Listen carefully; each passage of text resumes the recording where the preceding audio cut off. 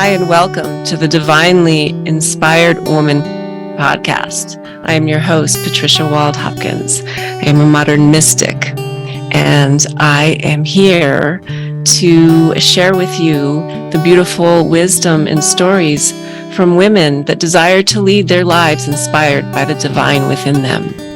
The divinely inspired woman is devoted to walking the path of her soul's calling, tuning into the divinity within to navigate life with ease and grace through all circumstances. She cultivates beauty in her daily life. She is here to share the most authentic self each day through thick and thin. So I hope you'll enjoy our show today and that you will leave with an infusion of inspiration for your soul and for your day and living your life.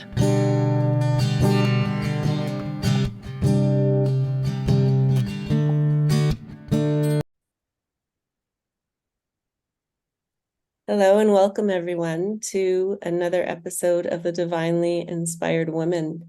This is season 2. I'm really excited about this season and to be exploring what a voice of Gaia is with my guests. And my name is Patricia Wald-Hopkins, and I have a wonderful, magical, beautiful woman here with me this evening, SpiritBird Holton. Welcome to the podcast for today. Hi, thanks for having me. Yeah, it's wonderful. So let me tell you a little bit about SpiritBird. She is a shamanic teacher, a best-selling author, a psychedelic ceremony guide, and founder of Holton Healing Arts. Through her shaman school and other programs, you will evolve yourself, master your spiritual gifts, and learn how to bring your highest level self into leadership and service in the world in the most magical way. I love that. Her shamanic skills will guide you through connecting to your own inner knowing, so you can heal your past, live with abundance, and step into greater service and clearer purpose. I love that. Thanks. Yeah. It's got to be magic so it can be fun. It's got to have magic. Just like that magical light dancing across right now at this time of day. It's on both of us, so we both got this play on light here. Mm-hmm. But tell me a little bit about what's going on in your world and what you would like to share with us today. Yeah, sure. Well, we talked a little bit about the visionary, and I'm sure we'll drop into that a little bit more, but it's really been quite present for me in my life.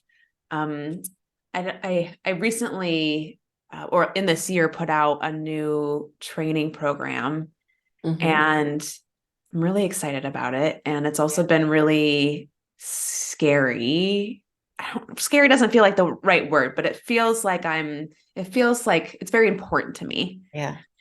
So there's like a lot of passion behind wanting to bring it to fruition. But I've really been relating to the visionary piece because it came through in a very visionary way. And as this like tiny little message that it was probably 3 or 4 years ago. I was building something else in my business. And I remember I was actually working at a campground at the time. I was in this beautiful landscape, and I was literally dragging this wagon of trash behind me. And this word earth embodiment just landed in my brain.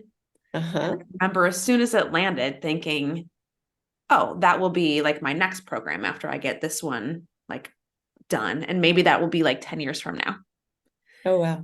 And then all of a sudden, all of the information landed one day, and it was like, okay, it's time, Wow. So I've been really paying attention to visions in general, because I remember at the time feeling like I remember at the time, like being like, oh, this is important, but it wasn't like this big aha moment or explosion. Yeah. And I feel like I've started to track what visions are to me just in general. And even last night, like where I've been tracking him the most is in these tiny moments. Again, because like I think at least for me, I attached to visionary being this sort of like really epic big thing. Yeah. So I never related to it. Yeah. Or like maybe I aspired to it, but I wouldn't have called myself a visionary. Last night I was having a fire with my partner, and I was breaking up some of the kindling and putting it in a little pile. And I remember having a moment where I was like, I saw it. I saw like, you're going to trip on this pile later. That. And it was different than just being predictive. And it was different than like negative manifesting, because I remember in that moment, it was like a flash of an image. It was like, oh, tripping over this thing. And I've just really been watching that, of those like little tiny moments where for me, it almost feels like when you say vision, it's not like a movie. It's not that clear, but it's just this like flash. That's what I was image. feeling. Yeah. A flash. And to me, that's what that is. Yeah. So visionary, a vision, a flash of consciousness. Yeah. Tell me a little bit more about how that's coming through for you. I mean, is that something you said you've been playing with a little bit more and feeling it? Is that coming through like at certain parts of your life or even parts of the day? good question. That's a really good question. I think for me in general, they probably come through a little bit more in the mornings and the evening. But since all of this has happened, I pay attention to anything a lot more. Yeah. And I think where I'm like the teaching that I'm on with it is really trusting the original vision. And being careful not to let what I saw and what I want to be and to create get kind of diluted by what I think I need to do to make it happen. Yeah. Does that make sense? Yeah, that makes sense. Controlling how it happens. Yeah, I know that one too. Letting go, loosening up on the reins. Yeah, is what I hear you saying in some way, to let the magic flow through. And I wonder, I know that when we were, I guess, kind of preparing for this little podcast interview, you had mentioned something about, let's see if I can find the words here. Hold on. Honoring your true self and honoring the messages from within to manifest your heart's desire. How does that weave into having visions or being a visionary? Like, what does that feel or look like for you at this point in your life? Because I know everything changes as we. Of course. Of course. Well, right now, I mean,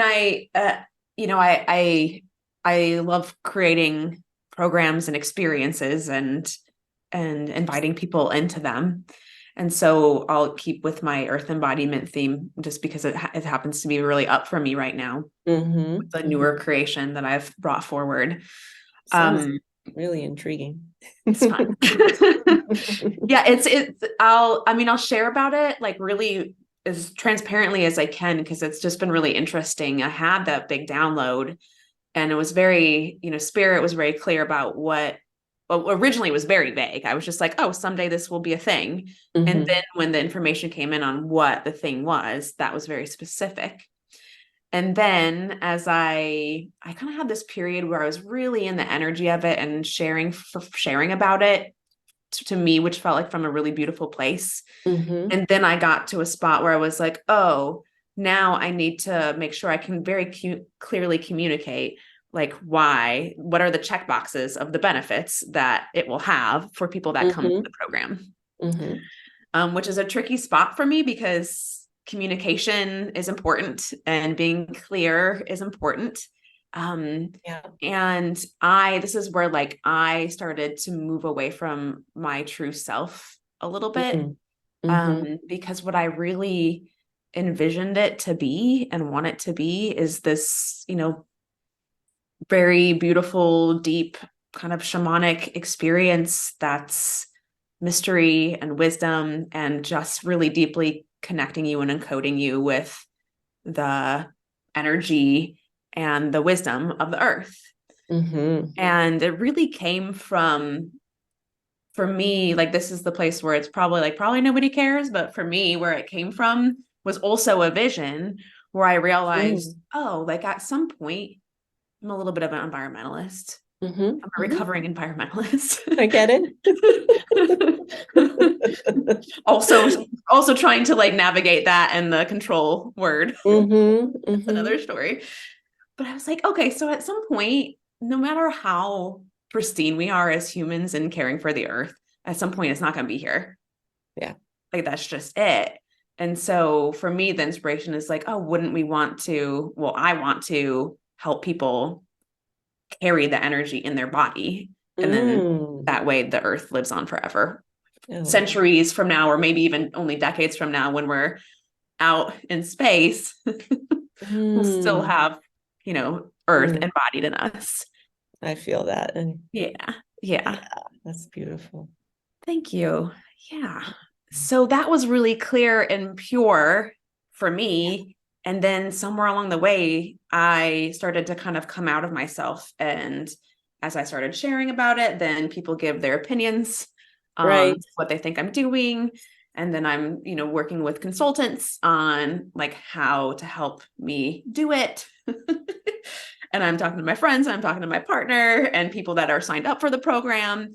And I can just feel like I didn't feel it while it was happening, but now I'm almost at the end of closing enrollment for it. And I really had to actually today was a bit of just coming back to myself. I shared this with you, Patricia, that I had this beautiful weekend, but I'm still there's still just times where all weekend long, I was like, oh, my life is so great. And I'm so happy of all the things that we've created together. And then today I was like, what am I doing?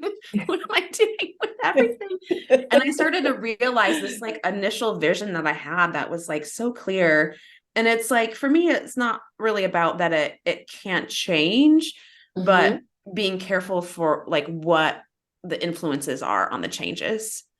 Yeah. So as I started sharing about it more, I realized I kind of diluted the message and who it's for and what we're doing here, because I was responding to so many people. Yeah. Right. Yeah. I'm really glad that you're sharing that, because it's really applicable to, talking about the visionary and keeping the integrity of your original, seed, that vision that you had. Right. And, how we can get pulled out. And so when you speak, I feel like you are almost a guardian of the visions, for the future. I really feel that. And I got chills when I said that, you're guarding these visions for the earth that's, coming. The Voices of Gaia is about new earth leaders. And I can really feel that you have those visions in you. Yeah. So thank you for holding that integrity. And tell me a little bit about, how do you navigate when there's so many opinions out there of how things can be done? How do you navigate, or how would you, I don't want to say suggest, but share with our community on keeping the integrity of your visions? There's a couple processes that I think I use. As far as when it starts to get diluted or scattered, the practice I try to use is I ask myself, what feels the best, what feels the most fun, honestly, for me. Okay. Fun. But I really just I've really been playing in that space of what feels good. That feels good. Because that's such a quick place for alignment. Mm-hmm. And I feel like I don't get so caught up in the what's the best way or what's the right decision. Okay. Get out of So the that head. helps me kind of come back down and into what me personally am truly feeling versus what I think I should do or what other people think I should, gets me out of the reaction. Yeah. And at least, even if I don't follow it, at least I know Right. what to do. It's a choice. Yeah, it's a yeah. choice. Yeah. Yeah. The other thing I've been doing, I guess that's related, is I try to now, again, I have been very hyper focused on this visionary thing. And it's not really it hadn't been a normal part of my life until this year. Yeah. But I'm realizing how much of a seer I've been, but also a lot of people are. And again, especially when for me, I had this idea of this really big, epic kind of archetype versus just seeing things, seeing the future. So now my practice is if I get those glimpses, I share them, even if it's just with my partner. And it's not necessarily to make it happen, but just to share, oh, I just saw this. Oh, I just had this image of this pop in my brain. Yeah. And that helps me both bring those visions in and weave them in, but also kind of stay on track, I think, because as I vocalize them, it just, for me, saying it out loud helps stuff actually land. I was going to ask you that. Mm-hmm. Actually, the sound, the frequency, the vocalization is really key. It kind of brings it to life, right? More than, I mean, there's the writing it, which is one thing, right? It comes into the 3D, but then the frequency of your voice carries out into the world. It does. And it's so much easier for me because it takes me a long time to get what's in my head on the paper. I agree. My hand won't move fast enough. And then I can't read it. No, just I guess if I typed, but then I have so many typos. You could do text, right? Text to. I do. The talk to text has changed my life. Yeah, right. Even though I still don't understand it half the time. Exactly. Oh, that's an interesting view. Yeah. So those are some tools would you say that you do use audio dictation to help to support that vocal pathway? I do, yeah. One, because I sometimes can't write fast enough, and I also started to notice that, for me, I get kind of stuck on communication sometimes. I feel like half of my life, I get a lot of reflections that I'm very articulate and communicate very complex things in very simple ways. And the other half of my life is people are I have no idea what you're saying. I have no idea what you're saying. So I can relate to that. Yeah. When it comes to communicating and writing, especially again with those visionary pieces that are sometimes for me are more images. So taking that image and translating it into something that I can communicate clearly. A lot of times I get stuck because I overthink the words. Right. And that's where it sometimes takes me longer to write because I'm thinking a few sentences ahead and trying to calculate if that makes sense and way overdoing it. When I just talk, it just comes out. And so that's enough. Yeah, that's true. It's true that the mind tries to make sense of what's coming through rather than just letting it come through and be what it is. Yes, right? The truth, exactly. the truth from your heart or wisdom in your body that you're holding, or you might be channeling down from somewhere else. I don't. Yeah. There's that too. Yeah. Well, if you would entertain me, I would like to just read the activation for the visionary from the Voices of Gaia New Earth Leadership archetype. So, and just feel it and see if any of it resonates with you. It may or may not. I mean, there's so many ways that we can group and categorize. And this one just came through, the work that I'm holding right now, which is to help vocalize as leaders, right? But we each do it uniquely. And so one of the archetypes is the visionary. There are 8. And I'll just go ahead and read it. We won't get into too many details about that. So, the visionary of the new earth. As a visionary, you are here to share the frequency of the light of all heroic acts through time and space, through your voice of Gaia as a new earth leader. The mission of the visionary is to seed the future with those visions that will bring peace and harmony for the new earth. The visionary embodies the essence of virtue, rebirth, freedom, superabundance, impeccability, valor, veneration, and epiphany. They embody the gifts of the superpowers of guidance, revolution, freedom, expansion, precision, self-authority, preservation, and insight. They are here to transmute and transcend the shadows of division, reactivity, victimization, immaturity, intellect, control, failure, and deafness. So that was channeled from the Akashic field when I brought through this. And so I'm just curious how that felt in your body. Yeah. I can feel it.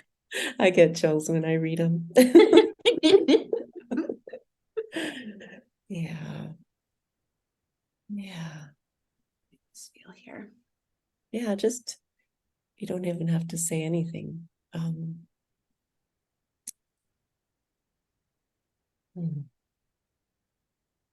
It's like little light codes.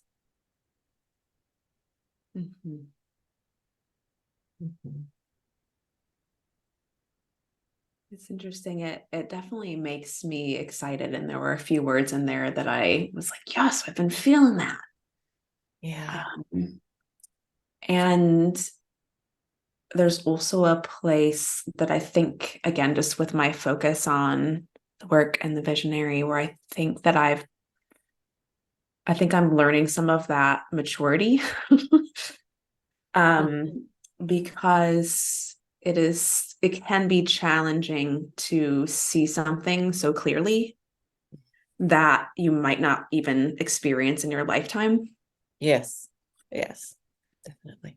So finding some peace with that while also finding some, I don't know, prosperity or actualization with the part that I am here to do right now.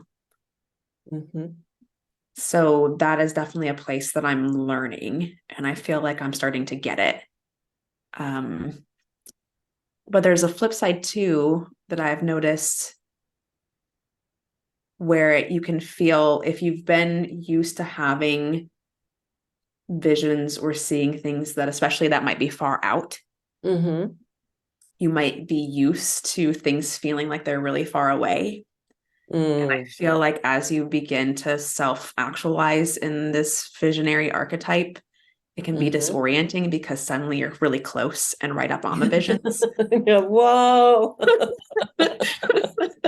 Close up. What's happening right now? I can't see anything, but it's actually because you're there.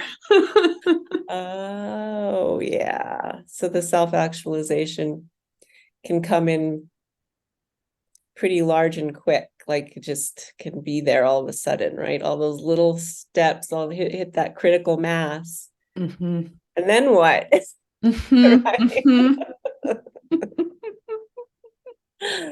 Yeah.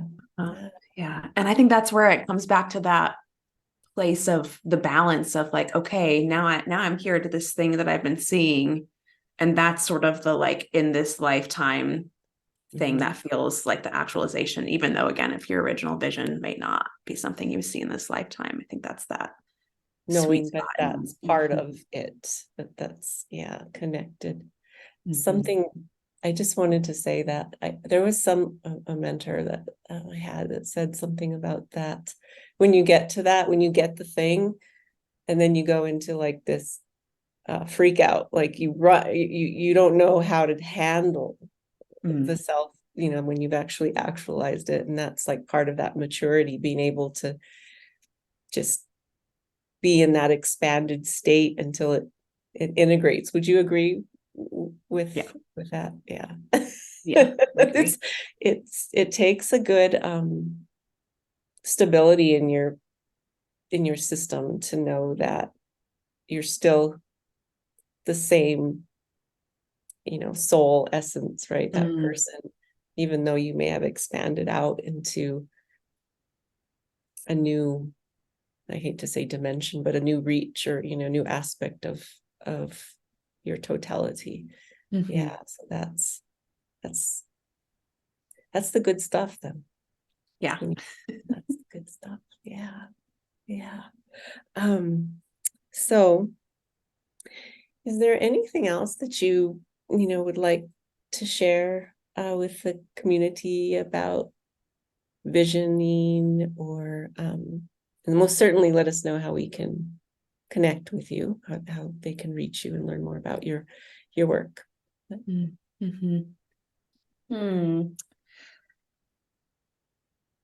think just reiterating the piece of, I think that this is a capacity that we all have, that we can build in ourselves. And I think that the more, this is where I like speaking the little ones, because I have less of attachment about like that I need to make it happen or bring it to fruition, or that it's this big important thing, and more of like, oh, it's just something I saw. And I feel like that really has helped me build self-trust too. To access some of those deeper parts of myself, those intuitive parts. So I'm always just a big proponent of, really honoring the little things to build the big one. Yeah. I agree with that. Definitely. Good advice. Wisdom, I would call it, more wisdom to share. So how can people find out what you're doing and how they can connect with you?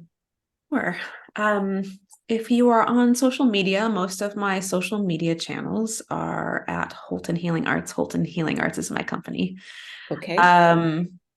And I have a shaman school certification, so I regularly open enrollment for that. If you are interested in facilitating healing for other people, that's a really great place to come. Beautiful. And then the earth embodiment, I'm not sure how often I'm going to run it, but that's a little bit more geared towards having a shamanic experience and bringing your vision to life. So it's this beautiful combination of really going into that visionary and that mystic self, and your own mysterious personal path. And also, if it feels right, mining a gem for you to bring forward and share with others. So, but Holton Healing Arts is the easiest way to get in touch with me. It's also my website. Okay, great. Well, I'll make sure that I include that in the write-up for the episode. And I just really want to thank you for coming on and sharing your wisdom and your voice of Gaia. So beautiful. And your work is, I really feel the impact that it holds, that it has to share with all of us. So thank you for showing up. And thank you everyone for tuning in to this episode, and stay divinely inspired. We'll see you next time.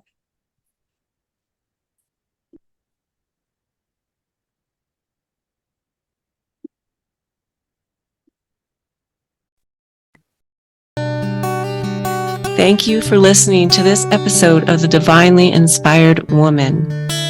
Again, I am your host, Patricia Wald-Hopkins, and I am so glad that you joined us here today. I hope you left with some soul food to inspire your daily life. And if you would like to learn more about my work, please check out my website, patriciawaldhopkins.com, and you can find out more about my divinely inspired practice and tools. So, thank you again. Have a beautiful day. Hi. I'm dropping in here with an announcement about a program, a new mentorship that I am offering. It's called Voices of Gaia, and it's about bringing your voice, your leadership, your life in alignment with Gaia's guidance. So if you feel called to learn more about this program, it's a beautiful, rich program where we dive into your essence, and if you so desire, we develop your business around it and really blossom into your whole lifestyle, this wisdom from Gaia that wants to be spoken through you. So if you feel called, reach out to me at patricia@patriciawaldhopkins.com. That's patricia@patriciawaldhopkins.com. There's no hyphen between Wald and Hopkins. And I would just love to hear from you and see if this is a good fit. So thank you for tuning in. Have a beautiful day.